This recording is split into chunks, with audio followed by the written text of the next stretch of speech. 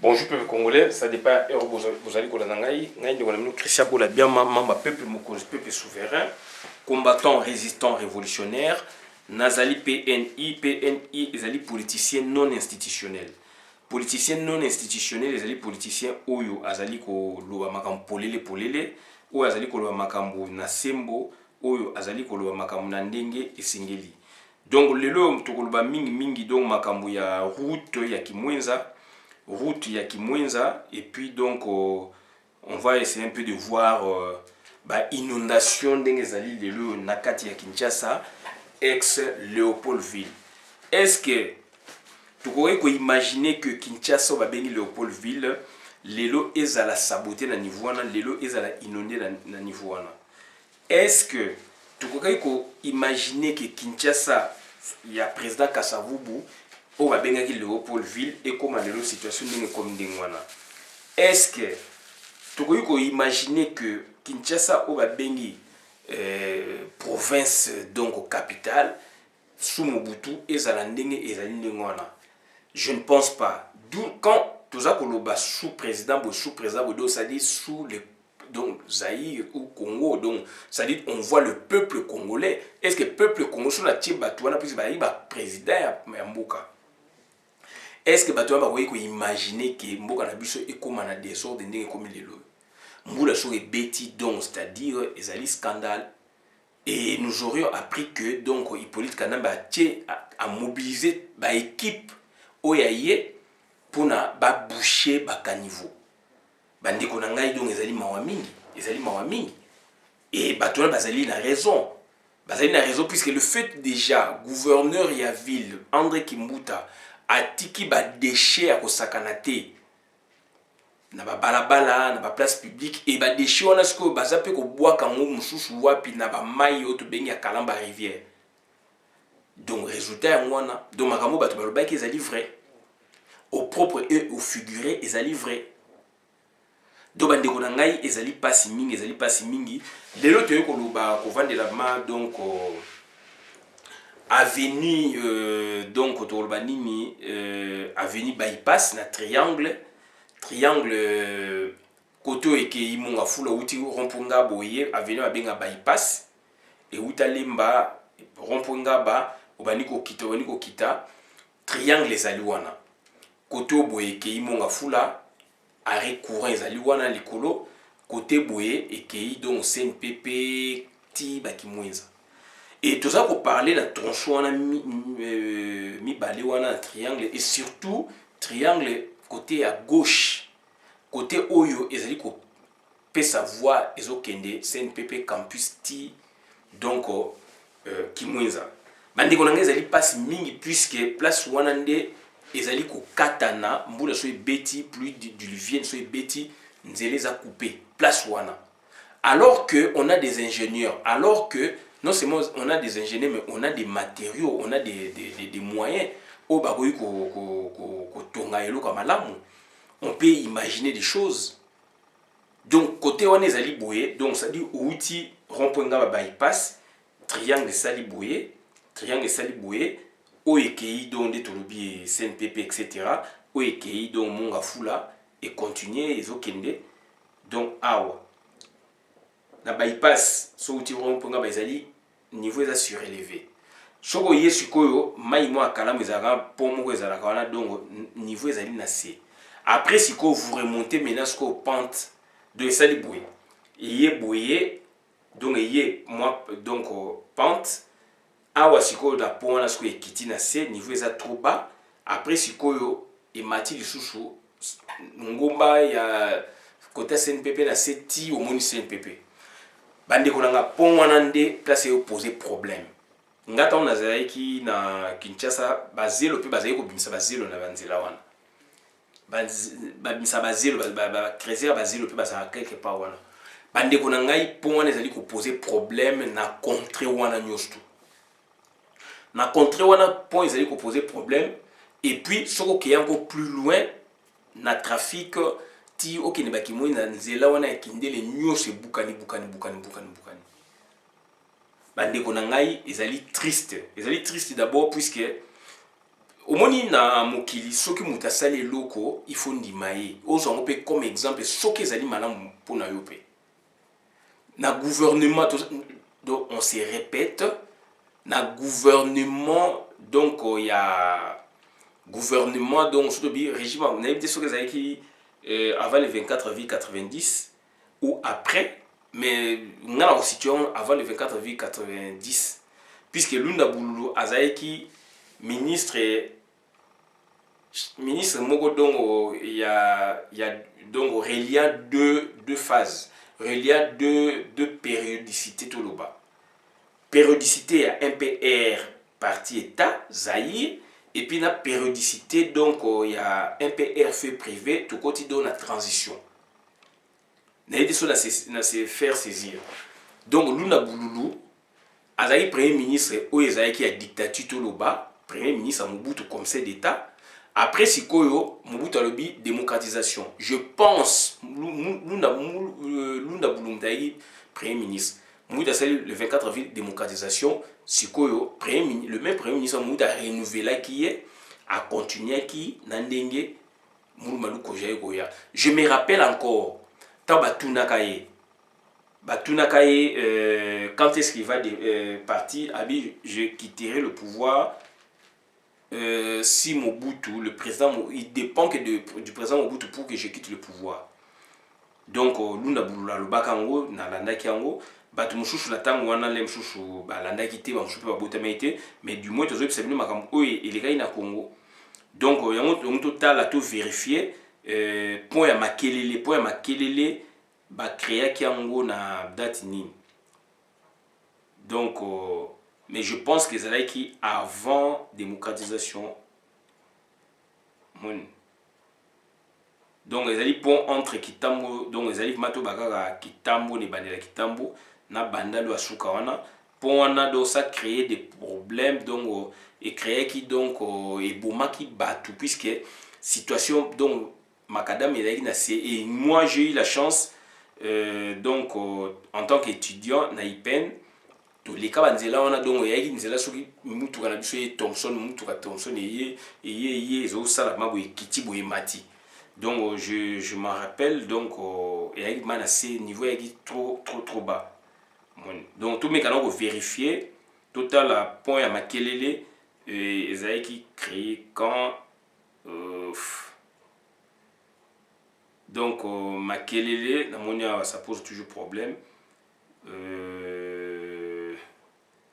je pense qu'il y a une mine bon naïb sous mais du moins ngai naïbi que ça a tout dans un article voilà donc yango yo namoni donc puisque point Makelele si j'ai l'habitude ils avaient place wana ils avaient place wana c'est très important les kamnanga loba puisque tout le monde qui Lunda Bululu vice enfin premier ministre ou premier conseil d'état donc à ça qui situation moko donc Makelele ndelabi yaki boye outi bandal Macadam ekiti pont ezawana siko il faut mata Kitambo et ça sur net pente de pont ezala ki asko mai soki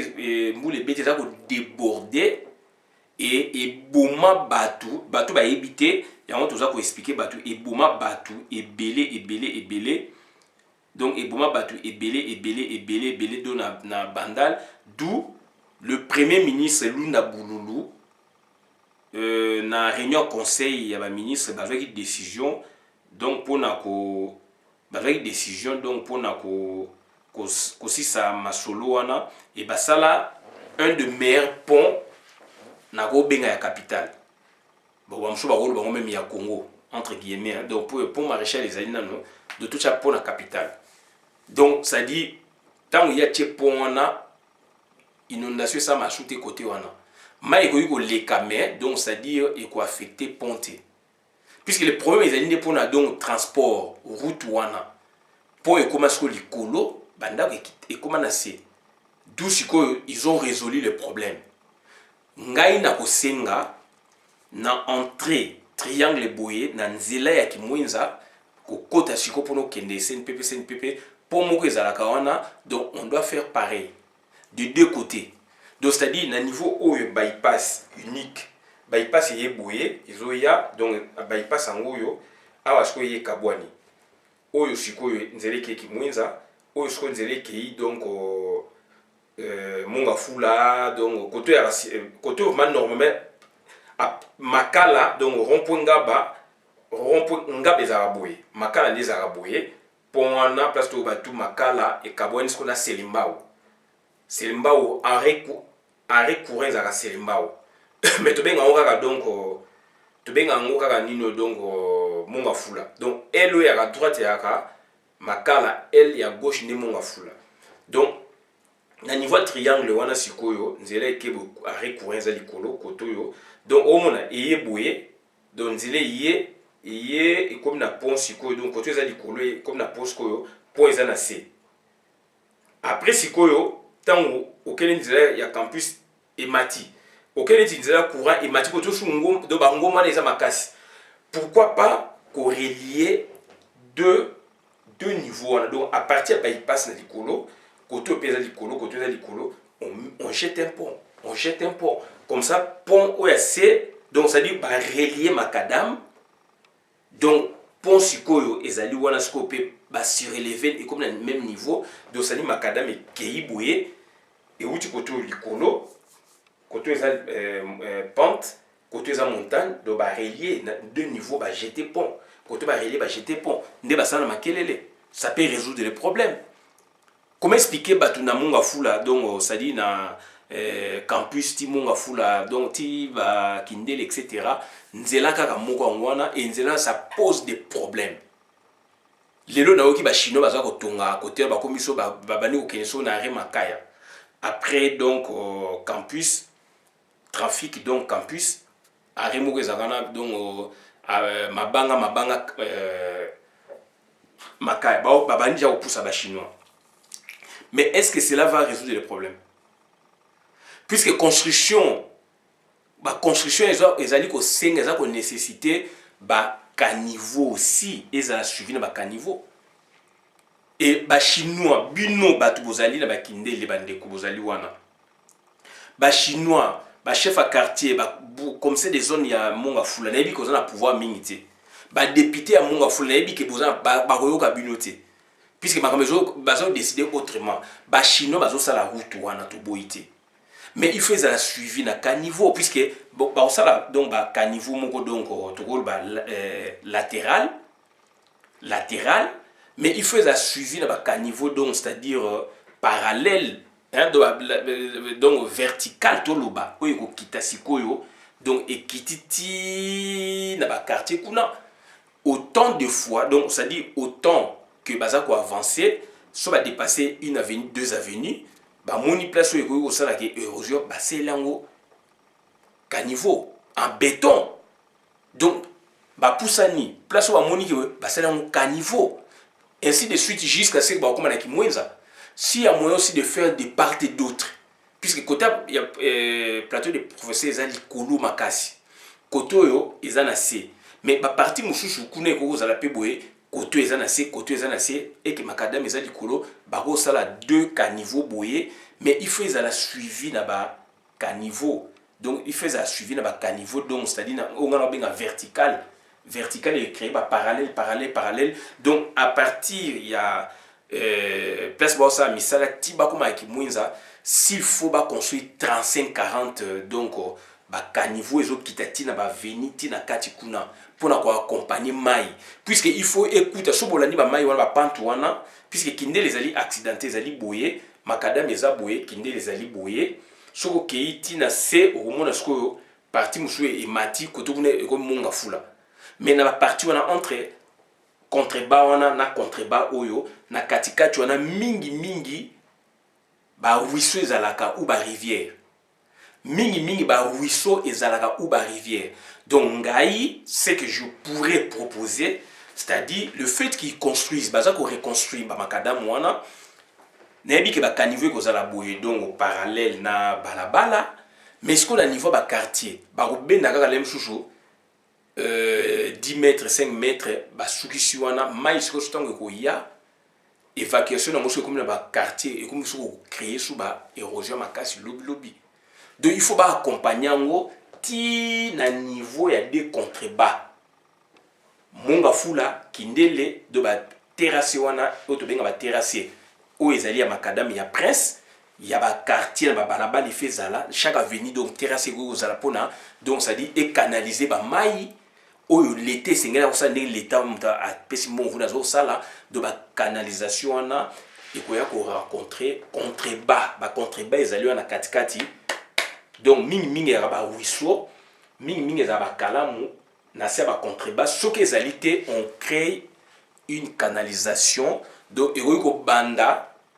na kindele côté likolo soki ruisseau ezali ba vu yango na source canalisation donc on a le bidon oyo ya ba venu au bon basali ba venu s'il faut avenir ezali pour ne comme na contrebas 150 mètres il faut descendre c'est l'état il faut descendre jusqu'à ce que donc bokiti bokoya ko retrouver ce koyo donc ça dit soit mai soit soma ezalité vous créez un grand caniveau et bandi na mutukuna et ko bimana kindele wana ti na sima ya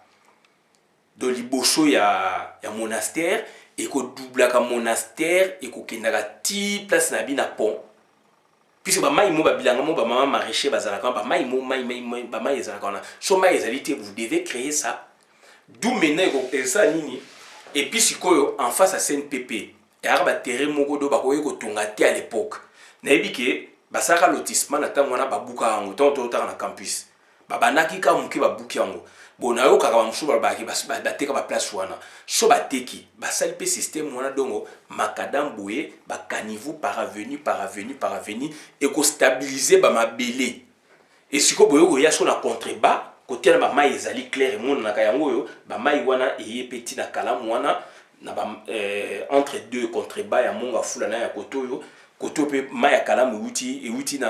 na se ya intendance et bimi na balivulu na se wana donc koto kuna aussi beaucoup ça na sima CNPP il y a les contrebas et puis si suna livulu ba contrebas donc il faut qu'on accompagne kotonga donc ba caniveau tinase et yesu na contrebas koto tinase pour accompagner on a grande canalisation couvert même ou pas ti ekoya ti eyoko mana ponga na lobi na pona siko mai yangwana eyiwana ekei makala ebimiti bakimbangu yolo sud de comité donc yolo sud yolo no ti ba veme mai yango kaka yangwana toujours ba makamtu yebi yango puisque na mona ki na tamona banzela wana alors donc bakalamu wana aussi faut kotonga yango parti avec batonga bakalamu ana poto ba fleuve na bango ba benga ba rivière batonga pourquoi pas chez biso donc il manque à volonté politique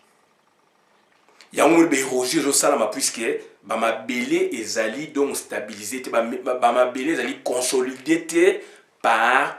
des caniveaux soit ba osala caniveau et souki na katikata balabala pour créer des érosions après soit il faut même yango ti na niveau contrebas côté monga fula aussi pareil ba beni ba caniveau ti na niveau contrebas puisque eza ba terrain accidenté soki na monga fula na commune koto kuna na leka banzela ti ko monga fula kindele ti campus banzela ezali mais esuka or on peut jeter aussi des ponts au lieu ba sala boye pour okeni monga fula donc au ti campus il faut ya boye ti na triangle na lobia na mata. Mais au milieu là, on peut, à partir de CNPP, on peut jeter un pont mbalamoko. Et puis, on va de l'autre côté. Dans niveau de campus, on peut jeter un pont mbalamoko et l'équipe monastère matinine. Dans niveau de Kindé, les ponts mbalamoko. On peut faire des choses comme ça. Ça demande quoi? Chinois, on va besoin de ça. Est-ce qu'on va saisir cette opportunité?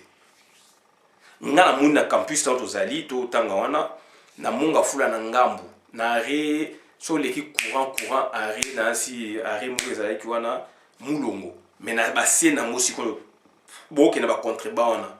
et roger salamanda ko soka 5 étages ko ya na miso na biso na campus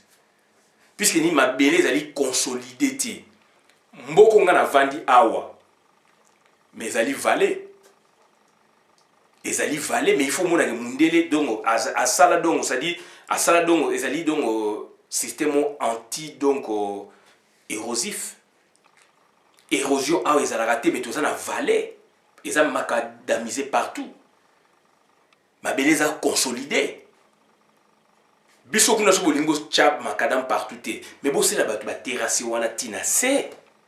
euti mpe koto kuna mpe ife ese donner terrasse kuna terrasse monene na katikati na kindele na se monga fula na se nzela ezalaka bamai ezali so mai eza te vous créez baterrasse ekoconsolider mabala autant d'avenir autant de terrasse comme ça donc surtout baterrasse donc autant d'avenir autant de caniveaux comme ça ti même tiki mwenza et réalité on a sur le salaire au boé côté au consolider autant côté kindele il y a les voluti international mon pasuki et pasuki puisque balabala wana ba mai o ezo biya bola balabala ezo kota pe na ba venir il faut ba caniveau et que neti na ba niveau ba contrebas so kalamu ezali te bo créer caniveau monene so kalamu ezali donc rivière ezali bo canaliser ngo donc autant d'avenir donc chaque avenir phase là donc chaque avenir donc il faut apporter n'est-ce pas caniveau na yé ya bien niveau bien bétonné ou ekokitatina se ekutani ce qu'on a ba caniveau zo tapé côté likolo et benaniti ekutani na katikati vous créez un grand caniveau une grande évacuation donc autant que banana c'est aussi si rigini so ya donc na nzela intendance aussi si rigini côté na ya bosali sali yango tin intendance boko consolider ba macadam lobby boko consolider macadam lobby et réalité les alliés sur l'étendue ya Kinshasa et sur l'étendue ya Congo choqué la makala situation les alliés na bumba situation les alliés ba boye ba silimba on n'en parle même pas tant na ipen na route wana ya ipen et mati silimba ou route ipen bojo kende be roger zaka terrible bandaka ba te kendaka après ba yo bon ça venir on a invité sur ba to ba récupérer bandaka na bango. Alors si on arrive à créer des canalisations bosuka on a katikata balabala te puisque sur bosuka on a katikata balabala maya avenue principale donc to bengi ya macadam principal donc route principale auto benga prince ba mai na ngoso ye bosali ba canalisation wana et ye boye place évacuation zate eko panza la donc e panza ko ta sur la avenue donc ko ta avenue sikoyo so bosali ka canalisation 10 mètres après na si on est créé ba érosion après ba érosion so to est créé ce ko y a au buka infrastructure nyoso donc il faut qu'on ramène ba caniveau na tina se côté peu kuna likoleza même réalité bon mener pe ba caniveau tina se na katika de bu créer lango donc ba grande canalisation pour et ça la évacuation donc c'est ma volonté politique dans l'entretemps so ça on a chaque avenir ko consolider ba mabele ba mapango ezali on ko za la consolider ata bo sali makadamité mundela sala ba yolo ba tala cité léopard ezali na ngomba mubutu mdasala mo na ba 74 72 eza ba ngomba rigini eza ba ngomba comment ba rigini ezali consolidé puisque il y a des macadam partout de urbanisation ngwana mais koto kuna macadam so eko coûter cher mais bossa ba canalisation bien pour ba mabele eza la consolider botika ngona balabala ti fait que na suka koto kuna payer puisque ça même réalité ti na suka autant d'avenir autant de canalisation à bien minene na katikati bo créer na contrebas bo créer grande canalisation évacuation ti na suka nango bo komona ke ba côté ba érosion ici là. Donc voilà ba ndeko nanga o makamto ya ko luba yango to suki abola na vidéo manam na compte communauté ngai Christian Bola bien maman ba peuple souverain combattant résistant révolutionnaire. Merci.